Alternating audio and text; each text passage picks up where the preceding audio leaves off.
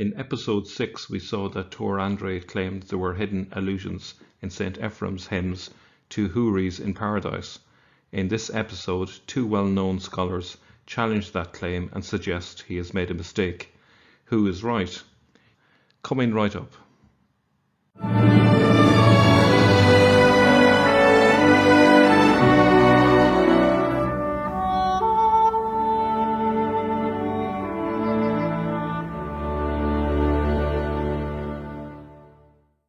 Two modern scholars in particular have contested Tor Andrae's view that Ephrem the Syrian's words can be taken to prefigure in any way the wide-eyed, dark-eyed Huris of Islamic tradition.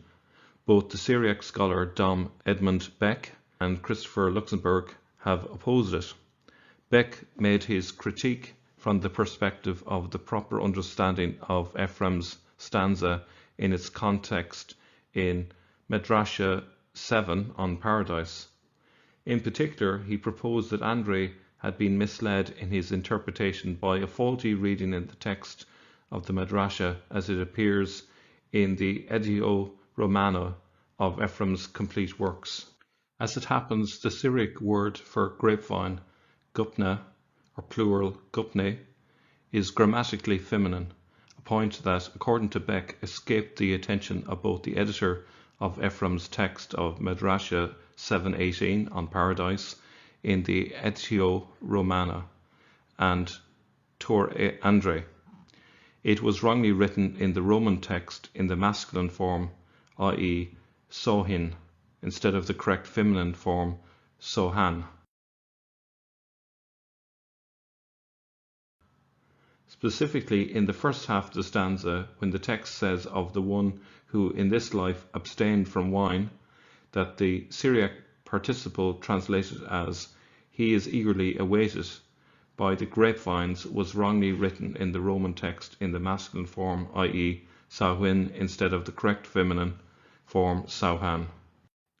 Not recognizing that the grapevines feminine were the ones who, according to Ephrem, would then receive such a one into their pure bosom, Andrae was misled to think that the text was discreetly speaking of some unmentioned pure virgins on the order of the Quran's dark-eyed Huris who would be awaiting the monk in paradise.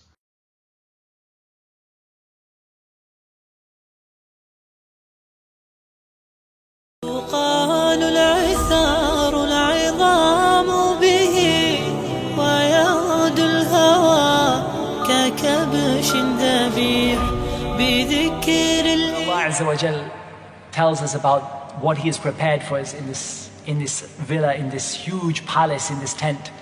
And Allah subhanahu wa ta'ala tells us about the Hur al-Ain. How do you even begin to describe the Hur al-Ain? First of all, Allah Azza wa Jal created them with His own hand.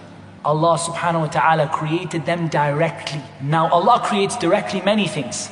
And Allah subhanahu wa ta'ala creates things indirectly. Indirectly meaning, for example, like us now, we are children, we're born to a mother and father. That's still Allah's creation, but Allah creates us indirectly. But Allah Azza wa Jalla has created these hur directly to like they say, the best specification, the best possible, you can't imagine. But just to give you an idea of the hur. First of all, this word hur, it means like a maiden or a fair, beautiful woman. And al-ain is the plural of a word which means wide-eyed. They have wide eyes. And one of the things, if one of them were to look over onto this world, the entire world would be filled with light. And her khimar, her headscarf, the veil that she wears over her head is better than the dunya and everything that is in it. The least of the people of Jannah will be married to two of the Hur al-Ain. But we're not interested in the least. We want the most. 72 of the Hur al-Ain. Prepared for who? For the believers, for the people who kept themselves, like we talked about, those people who kept themselves chaste in this dunya. They didn't go out looking, they didn't go out seeking, they didn't go out committing haram. And Allah Azza wa Jal prepared for them the Hur al-Ain. These beautiful, wide-eyed virgins. And Allah Azza wa Jal mentions, Inna ansha'nahunna insha'a. We have created them a direct creation, a magnificent creation. We have made them into virgins, not just into virgins by the way, but Allah Azza wa Jal, as He mentioned, لَمْ يَطْمِثْهُنَّ إِنسٌ قَبْلَهُمْ وَلَا جَانٌ. No man, no jinn has ever touched them, has ever had any intimacy with them. They have been created, each one of them, for their husband specifically. They don't lift their eyes up to any other man. They were made only for this one particular man who is going to be from the people of Jannah. You know, this one individual, custom tailored for this person. And not only that, but he will also be married to his wife, if he has one from the wife, or if he has more than one from the wife of this, or the wives of this dunya that he was married to. And let's not forget the ladies as well, because we shouldn't, you know, sometimes we talk about the hur and, you know, talk about the fact that they, you know, they have this amazing skin that you can see, it's like translucent, you can see, almost see through it. You can understand what is meant. Because you see someone who's very, very fair. You know, if you see a, you know, sort of a girl who's very, very fair, and you can almost see the veins and the, you know, coming through the skin. This, you know, woman, we talk about the hur, and then, you know, sometimes the sisters start feeling, well, what about us? And we keep saying, don't ever think evil of Allah. Don't ever think that Allah will give you less than you desire. You know, this dunya is a dunya of competition. Alhaakumut takathur. You're always, you know, competing with each other. And, you know, there's competition for love. There's competition for, you know, among co-wives. There's competition. There's a feeling of kind of, sort of people competing against each other and wanting to better one another. That's the meaning of alhaakumut takathur. You know, you're competing against each other, who can be better. But that doesn't exist in Jannah. We've taken this jealousy and this hatred and all of this horrible feeling, we've just taken it out of their hearts. And yes, Allah Azza wa Jalla has told the men about the hur. Why? Because men are men. And you know, men have a temptation sometimes to have a wandering eye and have a look at what is across the road, and you know, maybe have a look at what is on the internet and have a look at this and have a look at that. So Allah Azza wa Jalla wants to give you something that you can strive for, that is better than that is more motivating, that you want to say, no, I'm going to cover my gaze because I've got some ladies waiting for me in Jannah.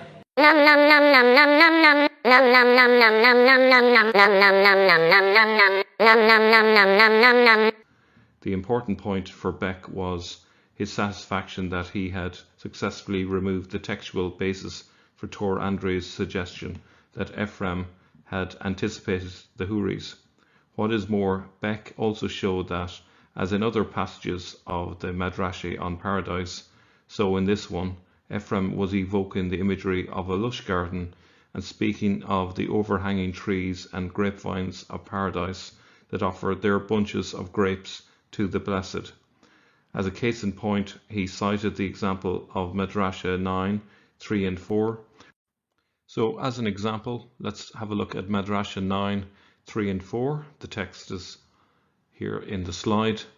Should you wish to climb up a tree with its lower branches, it will provide steps before your feet, eager to make you recline in its bosom above, on the couch of its upper branches. So arranged is the surface of these branches, bent low and cupped, while yet dense with flowers, that they serve as a protective womb for whoever rests there, who has ever beheld such a banquet in the very bosom of a tree, with fruit of every savour ranged for the hand to pluck. Each type of fruit in due sequence approaches, each awaiting its turn. Fruit to eat and fruit to quench the thirst. To rinse the hands there is due, and leaves to dry them with, after, a treasure store which lacks nothing, whose Lord is rich in all things. So we can clearly see that this is simply a vineyard image. It's not that of concubines or anything fruity in the sexual sense. So I think Tor Andrae is reading too much into the text, and this is, according to Beck, is because he's made a fundamental mistake with the grammar. Now, if we turn to Christopher Luxemburg, he argues that in fact there are no such things as Huris in the Quran at all. After a brief review of the standard scholarship, including the view that the notion of the virgins of paradise is due to Persian influence on the later exegetical tradition, Luxemburg, who pledged to proceed on purely philological grounds in his examination of the matter, nevertheless begins his examination with the reaffirmation of his basic non-philological and presumed operating principle. He says it is not the case that the Prophet had misunderstood Christian illustrations of paradise, but rather that the later Islamic exegesis had misinterpreted the Quranic paraphrase of Christian Syriac hymns. And of course the question is, who's right here? Is it Tor Andrae? Did he read too much into the text? Or is Beck and Luxemburg right when they say that actually there's nothing to see here, folks, there's a grammatical mistake, and it really was Persian influence that read the idea of Huris into the text. Luxemburg observes that there would be such an inconsistency if the likes of the Huris were not to be found in the scripture. Then the Quran, against its usual assertion, would have thus produced proof that it had not come from God. And he goes on at the same place to say the Quran takes as its starting point the axiom that the scripture preceding it, the Old and New Testament, has been revealed, understanding itself as a component of this scripture. To be consistent, it derives from this the claim that it itself has been revealed. From this premise and the corollary that the Quran takes the scripture as its model, Luxemburg observes that there would be such an inconsistency if the likes of the Huris were not to be found in the scripture.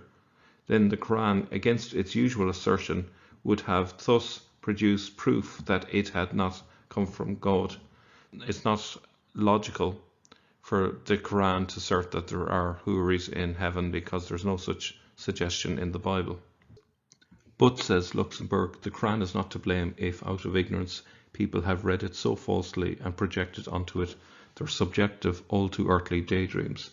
Luxemburg applies his signature philological method not only to the rasm of the phrase Hurin, but to all the passages in which the Quran's language has been thought to evoke just such imagery. Christoph Luxemburg first of all attended to the enigmatic phrase at the heart of the matter, the canonical Quran's twice repeated utterance, and I leave you to read that, which is found in Surah 44:54 and 52:20. Stripping away the customary vowel markings and diacritical points from the basic Arabic script, and presuming the Arabic scripture's original intention to yield a Syro-Aramaic reading, with attention to other Quranic passages, and the reminder that, with the supposed Huris, the Quran would be contradicting scripture, Luxemburg delves into the Syriac grammar and lexicon for a likely alternative reading consistent with the prominent imagery of grapes and grapevines. But first, on Arabic lexical and grammatical grounds, he argues that the conventional reading is impossible, and having thus disposed of the imagined Huris, which he says disappear ipso facto into thin air, he says, thus too would be removed the related contradictions in the Quran, and objectivity would be restored to the Quranic statement cited above, to the extent that the claim documented in the scripture, according to which one is neither married nor given in marriage in paradise, is now confirmed. He recalls Edmund Beck's rejection of Tor Andrae's suggestion that the Huris might have been adumbrated in Ephrem the Syrian's Madrashe, and Beck's further indication of the prominence of the imagery of grapes and grapevines in Ephrem's depiction of the garden. Taking his cue from here, Luxemburg found his interpretive frame of reference for the enigmatic Arabic phrase in the realm of viticulture, and with this insight in mind he explored the orthographic, grammatical and lexical possibilities of the bare Arabic rasm, the unvoweled and unpointed original script. After some detailed grammatical and lexical explorations, and with the image of garden bowers in mind, construed of grapevines, with their overhanging clusters of grapes, Luxembourg proposed the now famous Syro-Aramaic reading, "We will make you comfortable under white crystal clear grapes." Jan van Riet suggested an alternative to Luxembourg's reading of the phrase, against the background of a deep study of the development of the grapes and grapevine motif in biblical and patristic sources, which he suggests is lying behind the passages in Ephrem the Syrian's Midrash on paradise. Van Riet proposed that the Quranic phrase in question might better be read as a calque on the Syriac phrase Kura da Inbin, attested in the Syriac of 2nd Baruch, which could be rendered into Arabic as a certain measure of grapes of wine.